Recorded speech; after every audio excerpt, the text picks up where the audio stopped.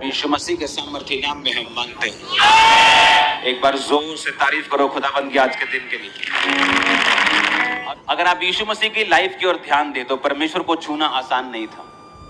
जब 12 साल के लहू बहने वाली औरत ने परमेश्वर को छुआ तो बाइबल कहती भीड़ को चीरना पड़ा एक ऐसी औरत को जिसके लिए एक कदम भी चलना मुश्किल था।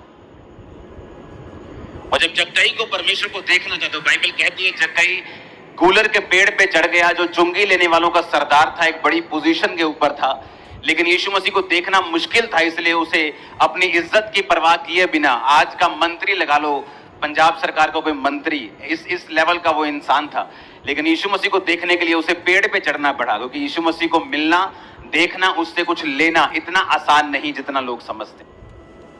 आपको हमेशा एक मूल्य चुकाना पड़ता है। जहां सचमुच परमेश्वर की प्रेजेंस है उस जगह पर परमेश्वर को देखने के लिए, परमेश्वर से कुछ रिसीव करने के लिए, कुछ लेने के लिए आपको हमेशा मूल्य चुकाना पड़ता है।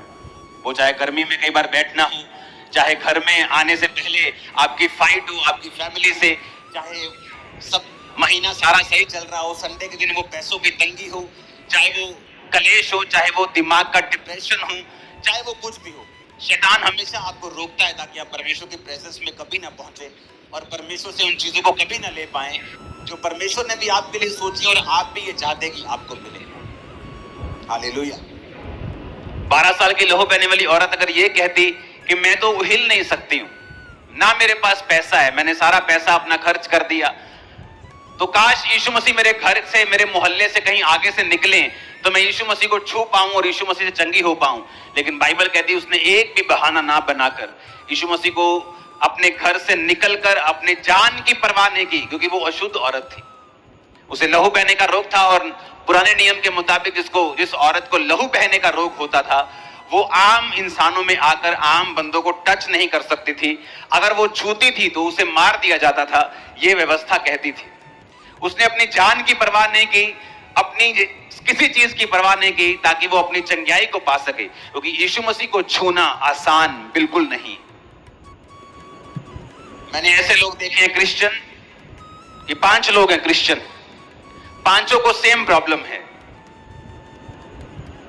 लेकिन एक मैंने उसमें से ऐसा देखा है जिसने अपनी प्रॉब्लम के सामने घुटने नहीं टेके, उसने परमेश्वर के सामने घुटने टेके और प्रेयर की कि परमेश्वर मैं जानता हूं, मैं ये जानती हूं कि ये दूसरों की लाइफ के लिए एक मुश्किल है, ये एक ऐसा ट्रबल है जो बिना ऑपरेशन के खत्म नहीं हो सकता, ये एक ऐसी बीमारी है जो दवाई से खत्म नहीं हो सकती, लेकिन मैं चाहती हूं कि तू मेरी लाइफ में ये काम करे। और परमेश्वर ने काम किया, वो काम एक की लाइफ में किया जिसने दुहाई दी, जो रो रो के चिल्लाई प्रभु के सामने, जिसने अपने पास्ट को, जो अच्छा पास्ट था, पिछला बीता हुआ कल, उसने चर्च मिस नहीं की, प्रेयर मिस नहीं की, रोजे मिस नहीं किए, रिकॉर्ड अच्छा रखा और परमेश्वर ने, मैंने देखा, उसे छुआ और आजाद किया।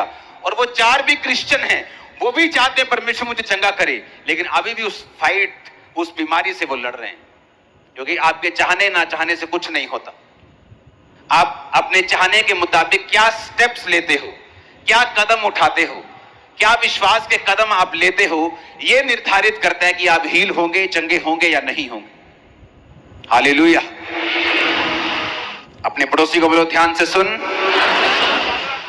इसलिए जहां प्रभु यीशु मसीह का वास है वहां पर आपको एक्चुअल में जाने के लिए फाइट्स का सामना करना पड़ता है।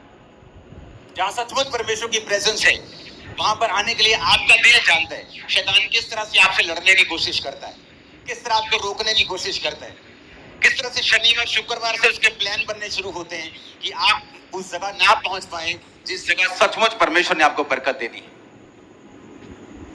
लेकिन कुछ को मालूम है कि हमें एक प्राइस पे करना पड़ता है, खुदावंद की प्रेजेंस में जाने का मूल्य अदा करना पड़ता है, और वही मूल्य बताता है आपकी लाइफ में आगे क्या होगा। आज जितने जन खुदावंद की प्रेजेंस में हैं, आप बरकत को पाके जाएंगे, हील होके जाएंगे, डिलीवर होके जाएंगे, छुटकारा पाके जाएंगे। आमीन। ऊंचा है तो ये बरकत आपकी है। हालेलुया। जब शैतान काम कर रहा होता है तो आपको परमेश्वर के हाथ की जरूरत होती है, तब कोई नहीं बचा सकता। मैं गवाह हूं, मैं भी शैतान के हाथों में था किसी टाइम, और जब शैतान होता है तो निशानी होती है, घात होना, नष्ट होना, चुराए जा। बरकत चुरा ली गई। पहले अच्छा था बिजनेस